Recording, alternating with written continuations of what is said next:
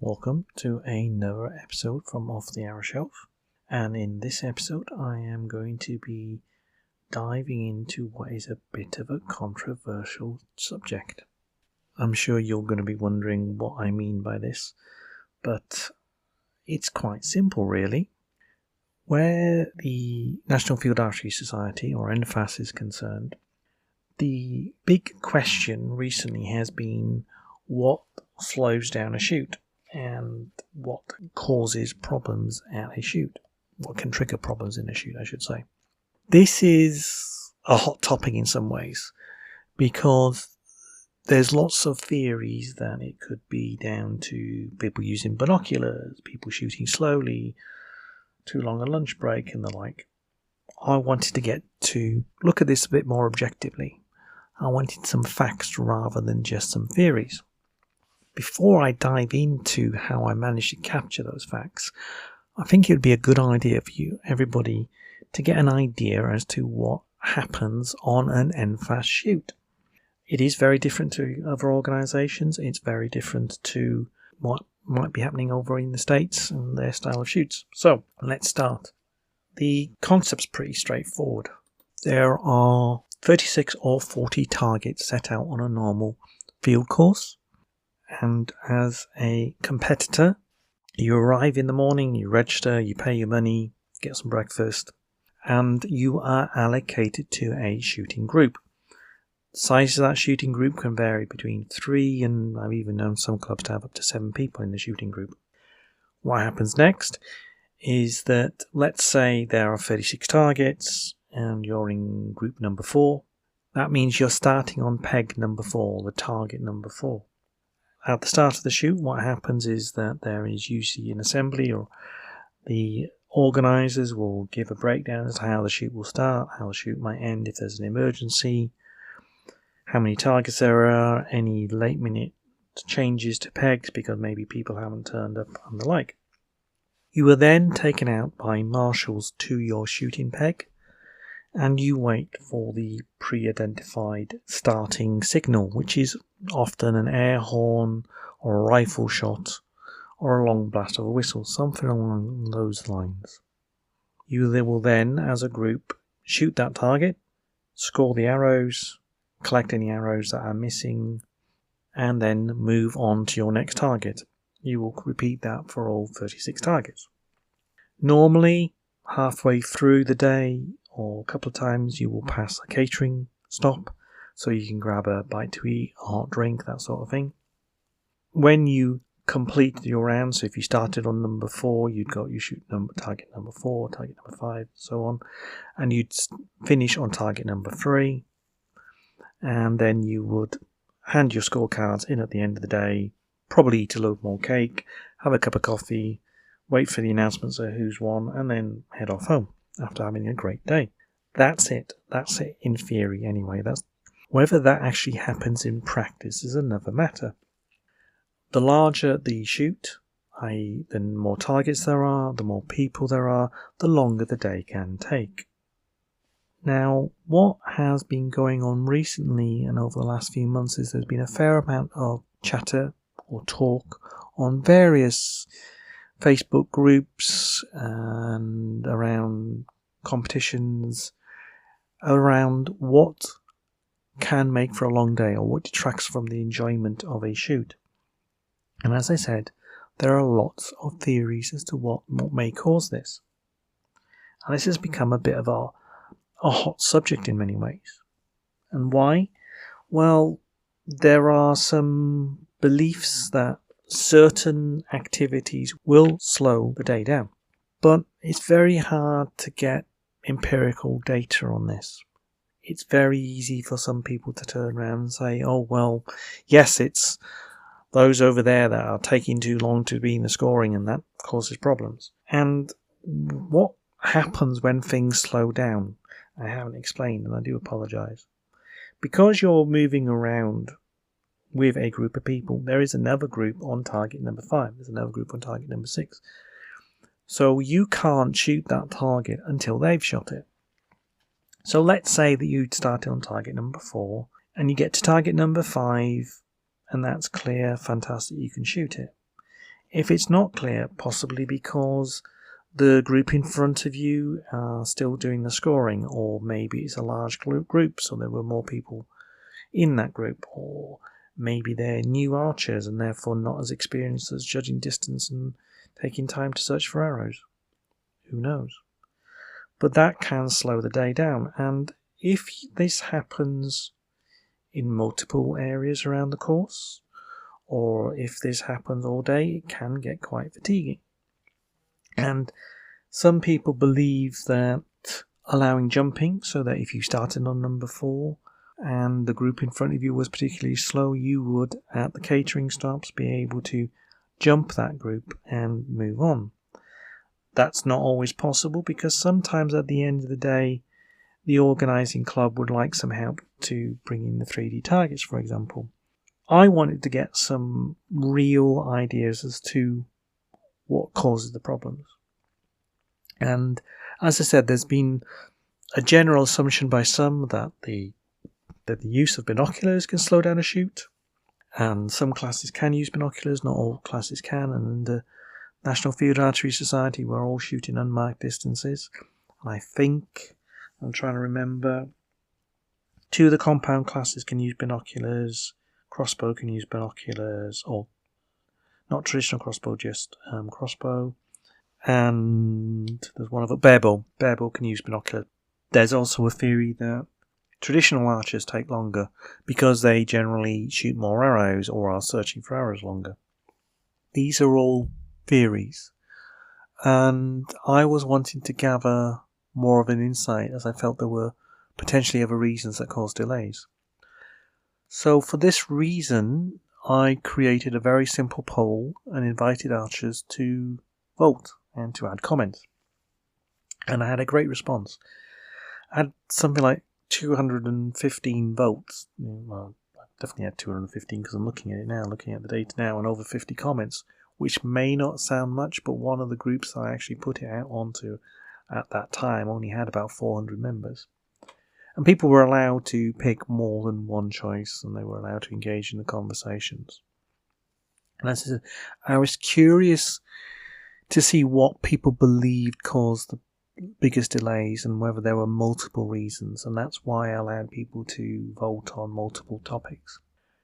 So what were the results? Well, before I go to the results, what I'm going to say is I'm going to give you an idea of what the poll consisted of, as in what options people had.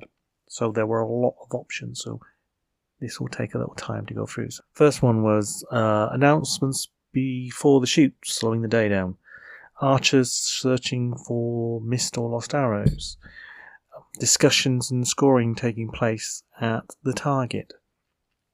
The shoot being fully subscribed, so there were a lot of people there. Group sizes, i.e. large numbers of archers in an individual group. Navigating around the terrain, the difficult course. It might be a hilly course, or it might require people to get round. People blaming other people. People stopping to take photographs or record things for social media. Poorly thought out shots. Multiple targets so that you get to a peg, and normally you are shooting one target, or there's a possibility you might get to a peg and it's 3 targets and 1 arrow each, or maybe there's multiple predator-prey shots. Taking too long at lunch breaks or tea breaks, and the last one was time spent on the peg preparing to shoot, whether that be distance judgment or use of binoculars. Okay, that was it. So there's 11 different options there, and some of them I put up initially, and I allowed other people to create additional possible polls on there. The top one that came back from people with 44% of the 200 odd votes was archers searching for missed arrows. The second highest was time spent on the peg preparing to shoot. Third one was around discussions at scoring or discussions at the target. Then there was equally That was 44% of people were talking about archers who searching for arrows. 19% were time spent or preparing for the shot, judging distances, etc. 16% was discussions and scoring. 6% was group sizes, i.e. large group numbers, and 6% were poorly thought out shots, multiple targets. 5% was taking long tea breaks or lunch breaks. 2% was on blaming other people, and then fully subscribed or large numbers of people at the shoot was 1%, and there was 1% of people saying about taking photographs or social media. Okay. Interestingly, nobody thought that actually navigating around a challenging course actually caused those delays, and I thought that was quite interesting. Likewise, nobody thought about the announcements before the shoot causing potentially problems. So that's one thing. There were lots and lots of comments about this, and I'm going to pick out some of the comments. I'm not going to pick them all out, but let's have a look at some of them. There was one of the topics that was highlighted were the delays at lunch breaks and tea stops, and this is often cited, but in the poll actually received quite a low score. And this is cited because of the fact one of the examples was a group of archers taking a long break when they only have 3 or 4 targets left to shoot. They'll have shot 37 targets, they've come into a break, and normally people will grab a quick break, a quick cup of tea, quick cake, and then move on. And there's been comments in here how, well, actually some people will have a full 40-minute or longer break at that point. And in some ways, yes, I can understand the frustration of those people that are behind them. I only have 1 or 2 shots left to do. But the thing you've got to remember is you don't know whether those people might have to have medical conditions, or they have to have a break, or maybe they've got a young child with them. There are a number of reasons, but though that is often cited as causing delays, the actual poll showed quite small numbers where that's concerned. But I do understand it does happen, and it can be incredibly frustrating. As somebody who has a small child and shoots with a small child in their group, there are times when we have been out on a course. We started on target 17, and that basically then meant that we would shoot 3 targets and immediately go into a tea break. And at that time, you're not really going to be wanting to have a long break. You go off and shoot another 20 targets, and you will be exhausted, and you will want to have a break. So that is something to bear in mind. There was some discussion about adequate backstops and the searching for arrows, and that was interesting. There was quite a lot of discussion about that, and I'll come to that again. There was a few comments about some people feeling like they were at times being rushed, whether that be by the marshals or other archers when they're going around. And this can happen when you might be in a shooting group of, let's say, 4 or 5 people, and as I said, I shoot with my young son. Sometimes there might be a group behind that is only made up of 3 people. Well, those 3 people are always going to shoot probably faster than the 4 or 5 people in front, and therefore will always be catching you up. And most of the time, people are quite patient about that, but there are some people who do want to shoot round as quickly as possible. I am going to come to the whole binoculars and what's called the fiddlers, those people who spend ages looking through their binoculars or fiddling with their sights. And it did get cited, but interestingly enough, I was expecting that to come quite high, and well, it did come reasonably high. It was cited as the second highest at 19% of people, or 19% of the votes. But then the searching for arrows was over twice that. So all this started making me think about, if these are the problems, then what can you do to solve this? And there's been discussions around, well, we set a time limit so that you can only be searching for arrows for a couple of minutes. Or you put a time limit on the shooting peg so that anybody taking longer than 2 minutes to shoot forfeits that shot.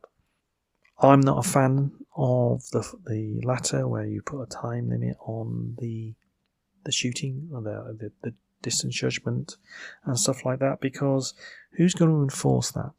You can't have a marshal at every shooting peg with a stopwatch, so then it's down to members of that group, and that can add quite a lot of pressure or interfere with any natural dynamics in that group. It could be that the people behind start complaining. Well, nfas is about being sociable, it's about being engaging, and some people will take a lot of time to judge a distance.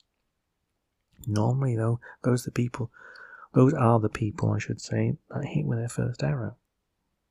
I've got a few thoughts about this, and I wanted to put these thoughts out in this podcast, and this is why I was saying it's going to be controversial. If I look at the data, then it's logical from my point of view of what can we do to alleviate these problems. So the top one is searching for arrows and searching for missed arrows.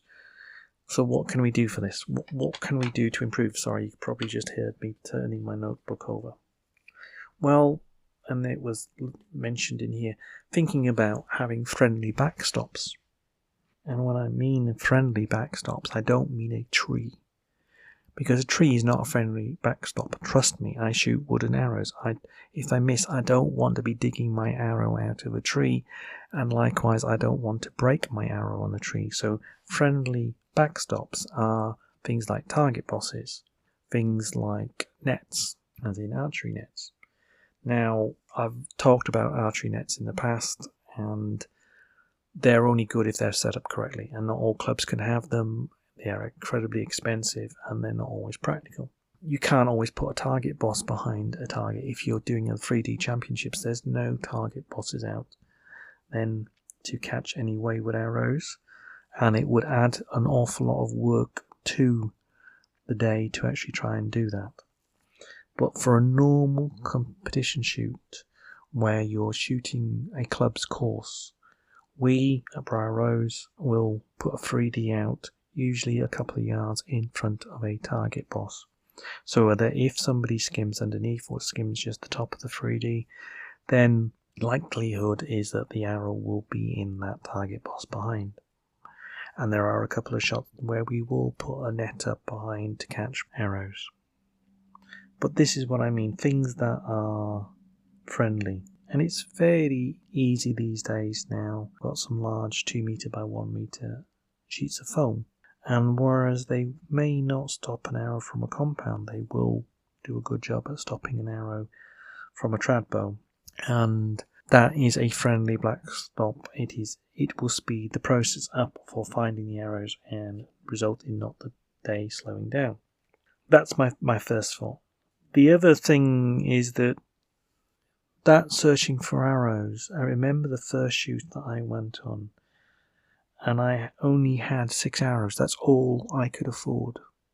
If you are in that situation, then you're at your first few shoots, there's a good chance that you will misjudge the distance because you haven't got the experience, and you'll be wanting to search for arrows. So turning around and saying, oh, well, you've got only a minute to search for all your arrows, that can be a little bit unfair, because if you think about this, juniors, kids can't score. So if you've got a group of 4 people or 4 archers, one of them is a junior, then there's only 3 archers that can be scoring, and normally 1 or 2 of those archers will, two of those archers will be scoring a minimum. At a competition, at a tournament, such as the 3Ds, the championships, you can't score your own card, so that would be all 3 of those individuals would be scoring. If at a particularly challenging course, there might be lots of people who are missing, or lots of arrows that you will be searching for. Turning around and saying, well, you've only got a minute to search for arrows or 2 minutes to search for arrows, when there might be 3 or 4 arrows that you are searching for, isn't particularly fair.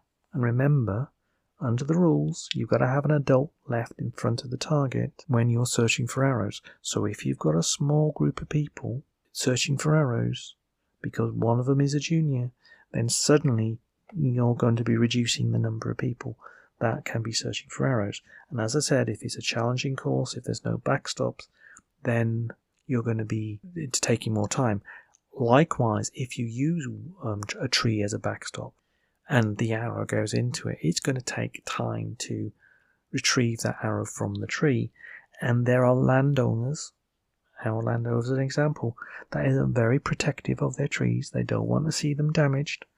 They don't want to see you having great big gouge marks out of their trees, because that can be prone to make the tree prone for infection, and then they may be growing that as for plantation purposes.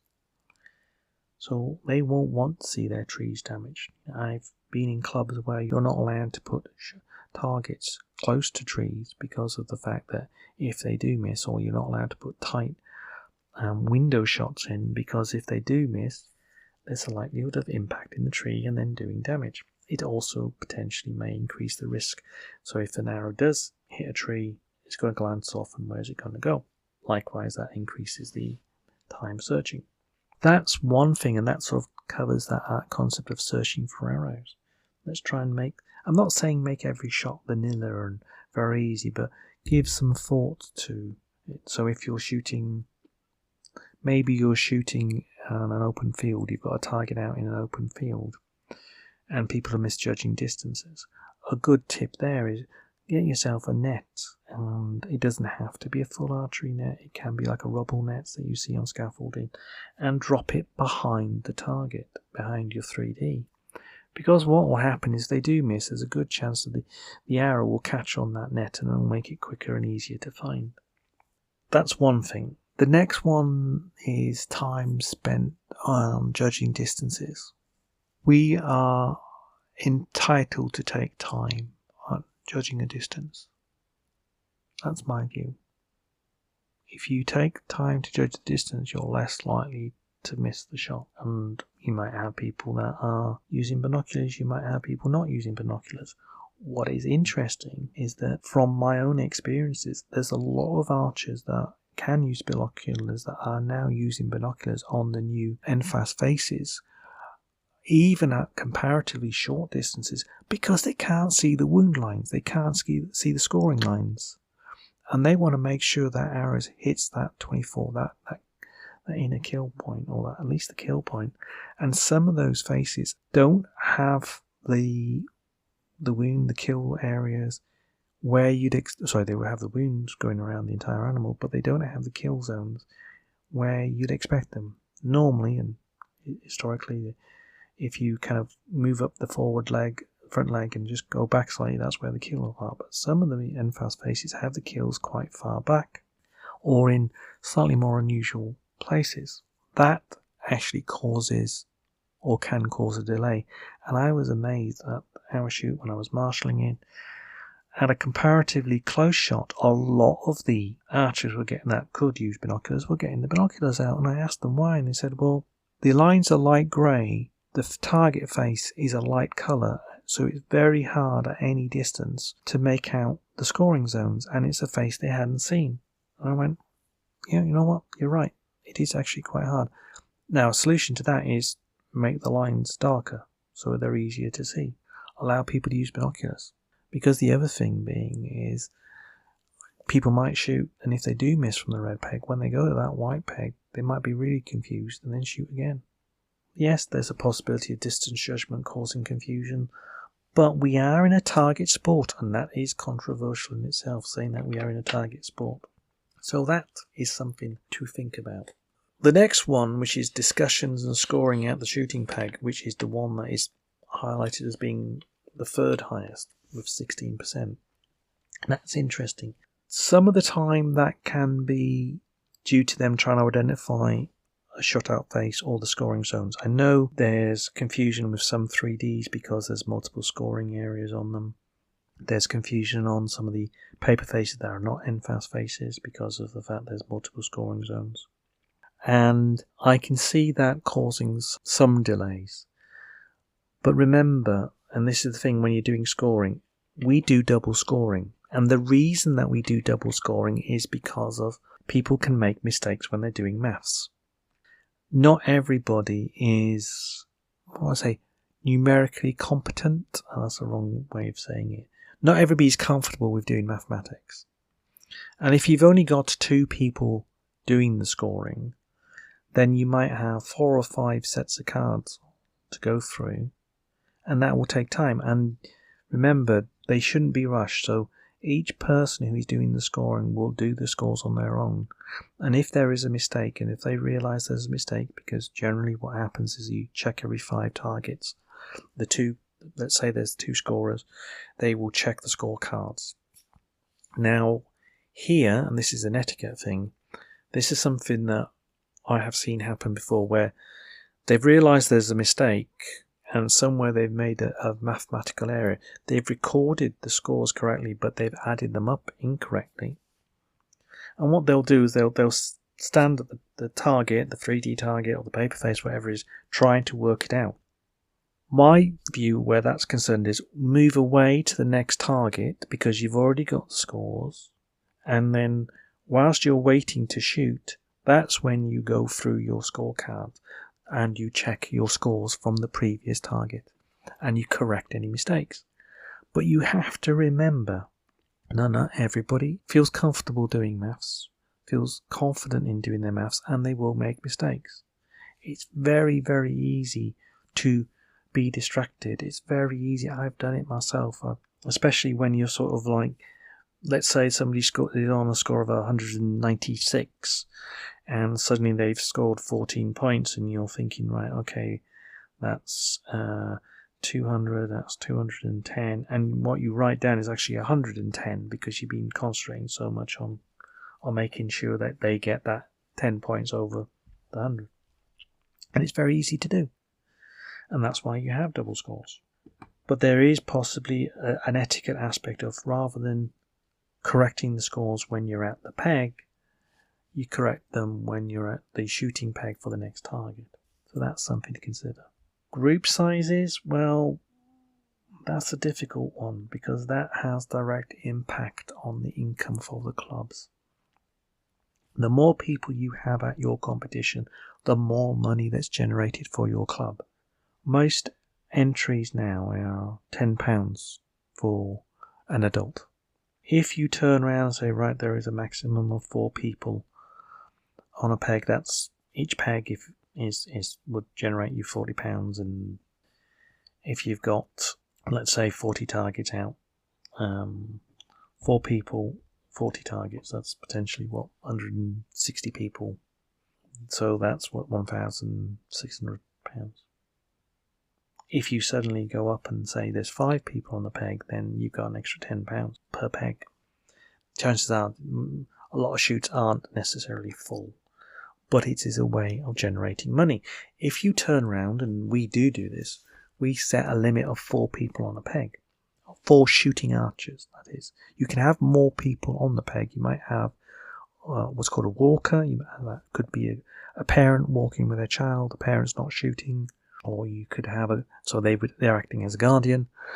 Or you might have somebody who is interested but not interested in shooting and is just wandering around, maybe with a camera or something along those lines. If you limit it, then you're limiting your income, and that has a huge impact on clubs' funds. Target bosses aren't cheap. 3D targets aren't cheap. Rental for your woodland isn't cheap. There's a temptation to say, well, let's try and have more people on a peg. The issue with that is that's more people shooting. That's then potentially more arrows being searched for, more time scoring, but there's the offset of more income generated.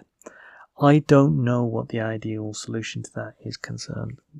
As I said, we've got a 36 target course.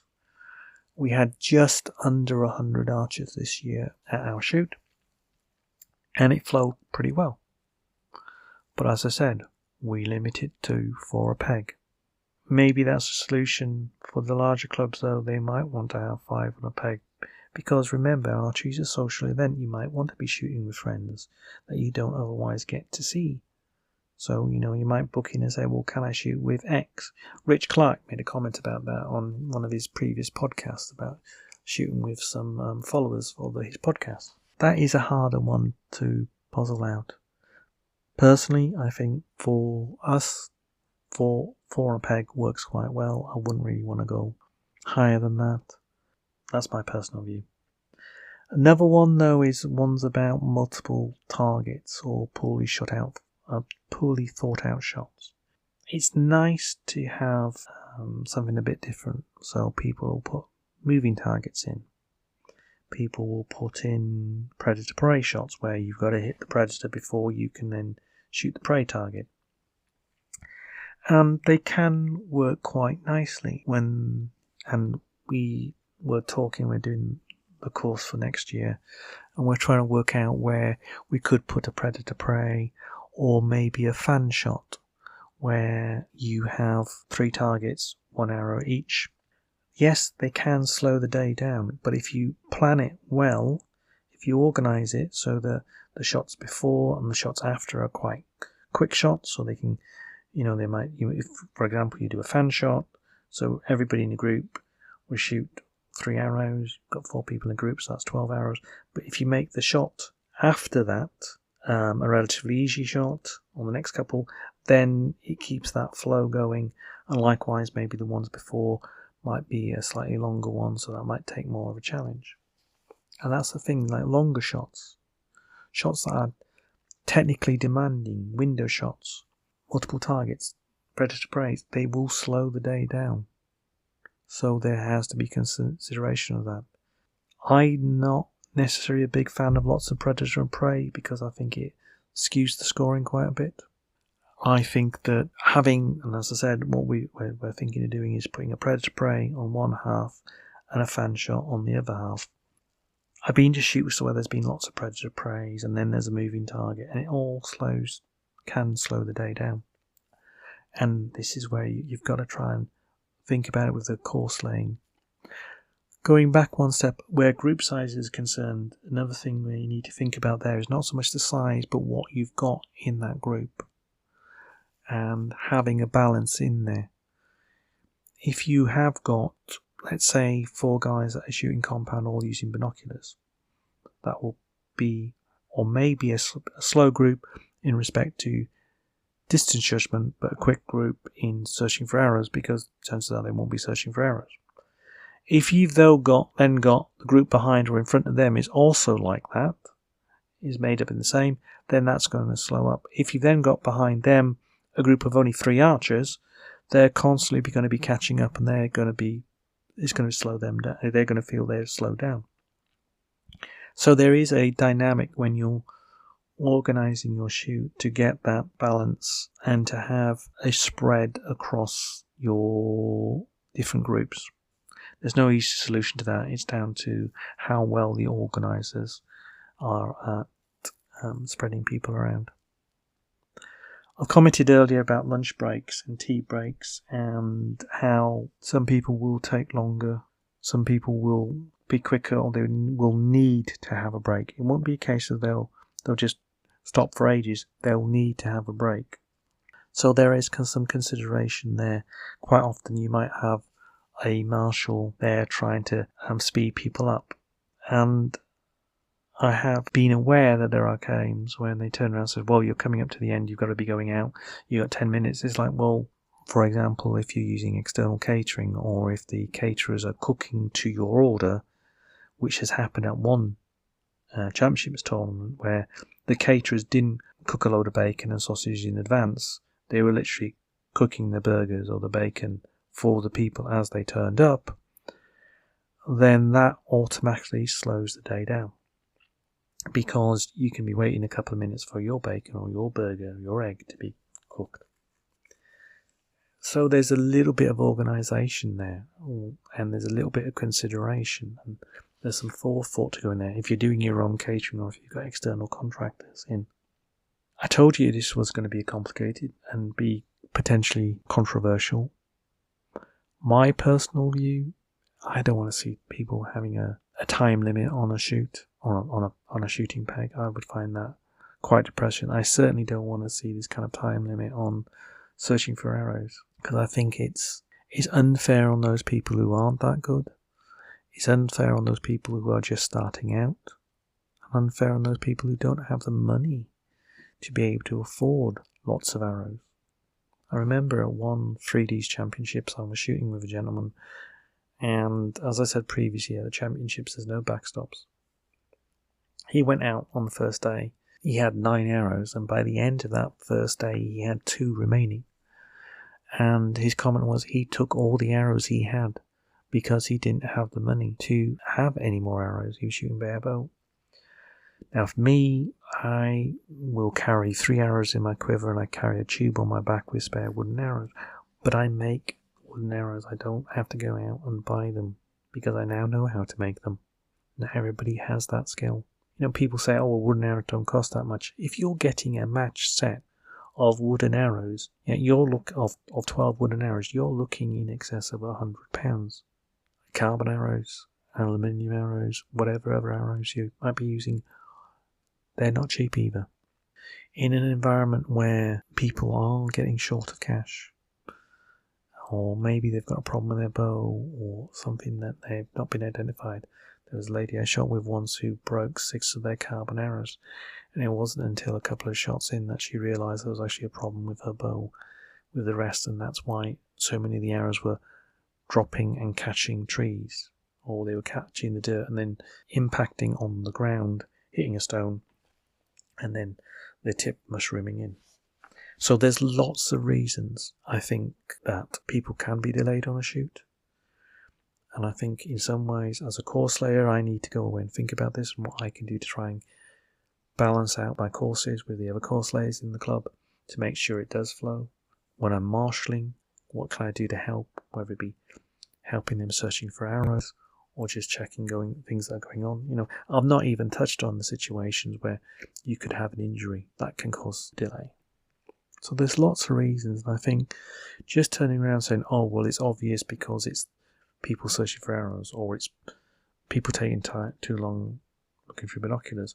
Well, let's think about, why are they searching for arrows? Is it a difficult course? You know, what can we do to alleviate that? So that's it. If you've got any thoughts on this, please let me know. I'd be really interested to hear in the show notes, in the show comments afterwards.